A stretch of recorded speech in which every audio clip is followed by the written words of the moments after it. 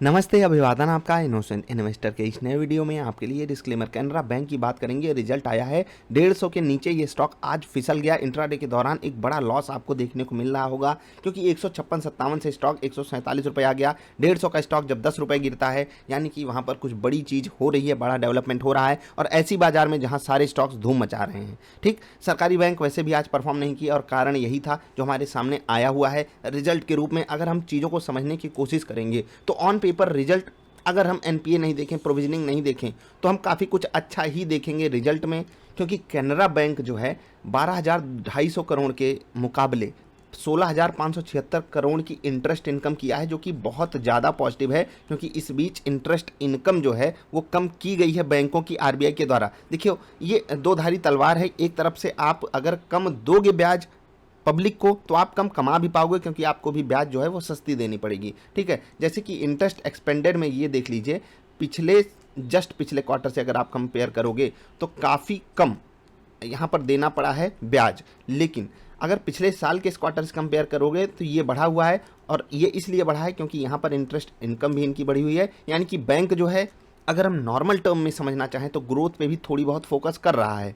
Means हम slightly aggressive mood पे इस बैंक को आते हुए देख पा रहे हैं सिंपल टर्म्स में। ठीक, अगर हम एम्प्लॉयज़ के ऊपर देखें खर्चा, तो लगातार हर क्वार्टर में बढ़ रहा है। जस्ट पिछले क्वार्टर से भी बढ़ गया, पिछले साल के इस क्वार्टर से भी बढ़ गया, जो कि एक पॉजिटिव सिग्नल भी है। बाकी ये तो सरकारी नौकरी वाले हैं, तो यहाँ पर कुछ हमको खास कमेंट करने की ज़रूरत है नहीं। ठीक, वो खर्चा ऑटोमेटिकली बढ़ता रहेगा, बैंक परफॉर्म करे चाहे नहीं। ये खर्चा आप सरकारी बैंकों में जाकर देखेंगे ना, तो मतलब बढ़ता ही रहता है। यहाँ पर कोई तकलीफ है नहीं। सरकारी उन लोगों को सैलरी बढ़िया मिलती रहती है, काम करें ना करें। अब कोई हो बैंक वाला तो भाई बुरा मत मान लेना, ये सिंपल सी लॉजिक है। आप भी आसपास सुनते होंगे यही बात। सरकारी नौकरी लोग क्यों ढूंढते हैं वो आपको भी पता है, आपने क्यों ढूंढी वो आपको भी पता होगा। कुछ लोग बहुत ईमानदारी से काम करते हैं, उनको तहे दिल से बहुत शुभकामनाएं और सम्मान भी है उन्हीं के लिए, क्योंकि उन्हीं लोगों के कारण ही देश चलता है। बाकी तो कहाँ जा सकता है देश, आपको पता है। ये थोड़ा ज़्यादा हो गया। हम चलते हैं टोटल खर्चे पे, जो कि 17,997 करोड़, हम 18,000 करोड़ कह सकते हैं, जो कि जस्ट पिछले क्वार्टर से 1,000 करोड़ कम है, और पिछले साल के इस क्वार्टर से 5,000 करोड़ ज़्यादा है। याद रखिएगा, ये डेटा करोड़ में है। तो ये बैंक वैसे भी बड़ा बैंक है, आपको पता ही है। 150 रुपये में इतना बड़ा बैंक आपको मिल रहा है, और क्या चाहिए। बाकी अगर हम प्रोविजनिंग की बात करते हैं, जो कि हमें बहुत ज़रूरी है करना, तो वो लगातार कम किया है इस बैंक ने। लेकिन क्या ये मजबूरीवश हो रहा है, यही हमको समझना पड़ेगा। क्यों? क्योंकि प्रोविजनिंग तो आपने कम की, लेकिन आपका जो है एनपीए बढ़ गया। ये बहुत से प्राइवेट बैंक्स भी इसी हिसाब से सिचुएशन हैंडल कर रहे हैं, और ये अभी हमको सही लग रहा है। लेकिन आने वाले समय में जो आपका एनपीए है उसको हैंडल करने के लिए आपको प्रोविजनिंग ज़्यादा करनी ही पड़ेगी। वो आपकी मजबूरी है तो है। ठीक है, अगर हम सिंपल टर्म्स में देखें तो नेट अगर हम देखना चाहें प्रॉफिट, ठीक है, नेट प्रॉफिट अगर हम देखना चाहें तो लगभग 1,065 करोड़ के आसपास है, जो कि पिछले साल के इस क्वार्टर से बिल्कुल कंपेरेबल नहीं है, क्योंकि वहाँ पर लॉस आया था और वो लॉस एक्सेप्शनल था, तो उसको हम अभी इग्नोर कर रहे हैं। अगर हम सिंपल टर्म्स में देखें तो पिछले क्वार्टर से कंपेयर करके हमको यहाँ पर पॉजिटिविटी दिखाई देगी। लेकिन अब हम चलेंगे नेट एनपीएस पे। याद रखिएगा, ये रिजल्ट हम कंसोलिडेटेड डिस्कस कर रहे हैं, स्टैंड अलोन रिजल्ट नहीं है। ठीक, अब हम थोड़ा सा नीचे आते हैं, एनपीएस पे चलते हैं। बहुत ध्यान से देखिएगा, ग्रॉस एनपीए देख रहे हैं 7.5 से 8.25, इवन 9 कह सकते हैं हम इसको। 7.5 से सीधे 9, 1.5% ग्रॉस एनपीए बढ़ गया, और 1% से ज़्यादा नेट एनपीए बढ़ गया, जो कि बहुत खतरनाक चीज़ है। नेट एनपीए भयंकर तरीके से स्लिप किया है इनका, और ये एक नेगेटिव सिग्नल है, इवन किसी भी बैंक के लिए होगा। लेकिन एक इतना बड़ा बैंक और इतने भयंकर तरीके से अगर नेट एनपीए में इजाफा होगा, तो बिल्कुल ऑन पेपर ये रिजल्ट आपको एक बार के लिए हो सकता है कि बहुत बुरा भी लगे, केवल इस कारण से। अगर हम सिंपल कमाई पे आते हैं तो कमाई इस हिसाब से है ना कि हम उसको जस्टिफिकेशन दे सकते हैं। क्योंकि अगर आप ये वाली कमाई ही साल भर की जोड़ लो या यही वाली जोड़ लो तो बहुत सस्ता, मतलब मैं ये वाली कमाई आपको जोड़ के दिखाता हूँ। 7 × 4 28, 25 × 4 1 29। अब 29 रुपये से अगर आप कंपेयर कर दोगे, ठीक है, 29 रुपये से 1 मिनट, तो 150 का स्टॉक है अपॉन 29, देख लो कितना सस्ता है। देख रहे हैं, मतलब अगर कमाई के टर्म्स में देखोगे तो सस्ते के टर्म्स में देखोगे, नहीं मुझे सस्ता बैंक ही खरीदना है, तो जाओ खरीद लो भैया कैनरा बैंक। लेकिन अगर हैंडलिंग के टर्म्स में देखोगे, सिचुएशन कंट्रोल करने के टर्म्स में देखोगे, तो not a good pick.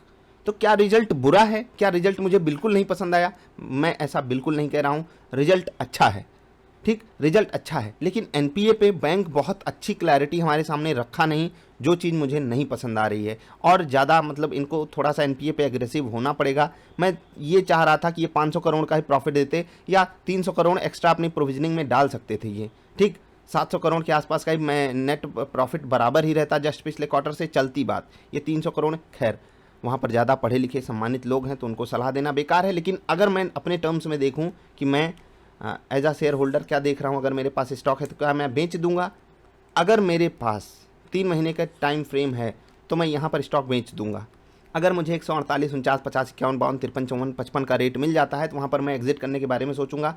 Fresh buying मैं इस स्टॉक को 160 के ऊपर करूँगा, जो कि कुछ मायने में एक बड़ा ब्रेकआउट भी हो सकता है।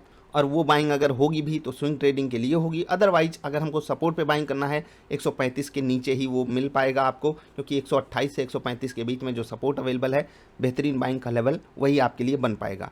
ये हो गई बिल्कुल शॉर्ट टर्म की बात। क्या लॉन्ग टर्म के लिए कैनरा बैंक अपने पोर्टफोलियो में डालना चाहिए? देखो, जिस हिसाब से सिचुएशन है वो आप नहीं समझ सकते कितनी भयावह हो सकती है।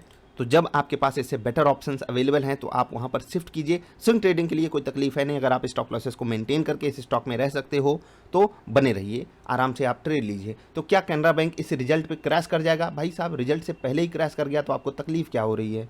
और मैं ये बात इसलिए बोल रहा हूँ रिजल्ट से पहले ही क्रैश कर गया, क्योंकि जब रिजल्ट आता है 1:40 पे, अब आप बताइए कि आप रिटेल इन्वेस्टर्स हैं, हमको पता तो है कि आज रिजल्ट आएगा, ठीक। अब हम देख थोड़ी रहे कि 1:40 पे ही आ रहा है, 1:40 पे आ रहा है, मतलब आप समझ रहे हो ना। और आएगा भी तो हमको एनालाइज करने में 5-10 मिनट, हम कितने भी बड़े एक्सपर्ट हैं, मैं भी रिजल्ट को कम से कम 15 मिनट रीड करता हूं तो आपके लिए वीडियो बनाता हूं।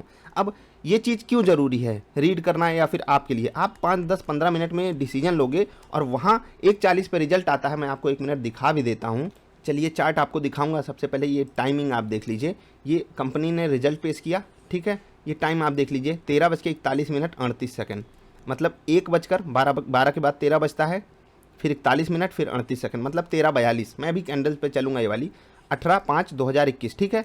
और यहीं पर कंपनी ने रिजल्ट पेश किया। बीएससी इंडिया की वेबसाइट पर आप जाकर डाउनलोड कर सकते हो, इस पर क्लिक करना होता है तो आप पीडीएफ डाउनलोड कर लेते हो। अब आते हैं हम चार्ट पर। 1:41 और 1:42 की कैंडल में आपको खोल के दिखाना चाहूँगा। देखिए होता क्या है, ठीक। यहाँ पर देखिए, ये है 1:41 की कैंडल, ठीक। सब कुछ ठीक चल रहा है, स्टॉक लगभग फ्लैट है, सारी चीज़ें हो रही हैं। अब यहाँ पर क्या एक रिटेल इन्वेस्टर डिसीजन ले लेगा इस 4-5 मिनट में, जहाँ पर बड़ा प्लेयर डिसीजन ले लेता है और वो डिसाइड कर लेता है। क्या रिटेल इन्वेस्टर बेचना चालू किया? क्या अगर जैसे टीवी वाले दिखाते हैं, हाँ भैया रिजल्ट आ गया, इतने ये पेश किया, ये पेश किया, तो रिजल्ट में गड़बड़ क्या है? रिजल्ट में प्रॉफिट बढ़ गया जस्ट पिछले क्वार्टर से, उस हिसाब से पॉजिटिव है। एनपीए बढ़ गया, उस हिसाब से नेगेटिव है। तो लगभग छोटी सी गिरावट होनी चाहिए थी 1-1.5% की। अब ये जो अचानक से गिरावट आती है, आपको पता है किस तरीके से लोग ट्रैप हो जाते हैं इंट्राडे में, और उसके दौरान जब रिजल्ट आता है तो ऐसे ही बड़ा रिएक्शन आ जाता है। तो ये सब चीज़ें प्री प्लान्ड होती हैं या नहीं वो मैं आपसे श्योरिटी के साथ नहीं कह सकता, लेकिन आपसे रिक्वेस्ट सिर्फ इतनी है कि अगर आप किसी भी स्टॉक में ट्रेड करते हो, चाहे रिजल्ट आ रहा हो चाहे नहीं, किसी भी स्टॉक में कभी भी न्यूज़ आ सकती है। आप अगर बिना स्टॉप लॉस के आज मान लेते हैं कि आप 150 पे खरीद के बैठे हो, 5 रुपये के प्रॉफिट में हो, कब आपका वो प्रॉफिट लॉस में कन्वर्ट हो जाएगा आपको हवा भी नहीं लगेगी। और जब तक आप पता करोगे कि रिजल्ट में बुरा क्या है, ये क्या है, वो क्या है, तब तक आप 1-1 मिनट की ये देख लीजिए 20-25 कैंडल्स बनती हैं और पूरी तबाही आ जाती है। 156 के आसपास स्टॉक ट्रेड कर रहा होता है, जो कि 150 के भी नीचे फिसल जाता है और वो बड़ी गिरावट होती है, क्योंकि स्टॉक पॉजिटिव से डायरेक्ट नेगेटिव टेरिटरी में आकर ट्रेड करने लगता है। तो रिजल्ट बाजार ने बिल्कुल पॉजिटिव वे में लिया नहीं। और ये जो चीज़ है ना, ये जो आने वाले कुछ रिजल्ट हैं छोटे सरकारी बैंकों के, वहाँ से और मतलब एक पेन हमको देखने को मिल सकता है। तो थोड़ा सा अलर्ट रहिएगा। कुछ दिन पहले मैंने आपको सस्ते स्टॉक्स लेने की बात कही थी, लेकिन अब वापस वो सस्ते स्टॉक्स 8-8, 10-10, 15-15, 20-20% का मोमेंटम दिखा चुके हैं। तो आपको क्या करना है, अब वो थोड़े से मतलब कम से कम कुछ दिनों में थोड़े महंगे हो गए हैं। जनरली अगर हम 150 पे कैलकुलेशन भी करें कैनरा बैंक का, अपनी कमाई के हिसाब से बहुत सस्ता है।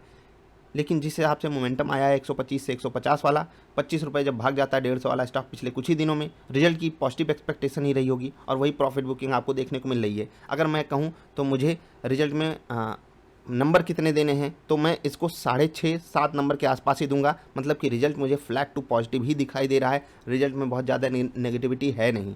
जिस हिसाब से गिरावट आई वो अचानक से वो पैनिक सेलिंग टाइप की सिचुएशन है जो कि होनी नहीं चाहिए थी। ठीक, उसके बाद ही आप देख रहे हो रिजल्ट आने के बाद ही वॉल्यूम बढ़ा है। ये जो मोमेंटम आया है इसका सबसे बड़ा श्रेय इसी को जाता है जो यहाँ पर गिरावट आई, अदरवाइज इतनी बड़ी गिरावट आती नहीं, सब कुछ नॉर्मली होता रहता है। यही हाल फेडरल बैंक में भी हुआ था और वहाँ पर तो भयंकर रिकवरी आ गई थी और आज वो स्टॉक बहुत ही पॉजिटिव तरीके से ट्रेड किया है, आपने देखा होगा।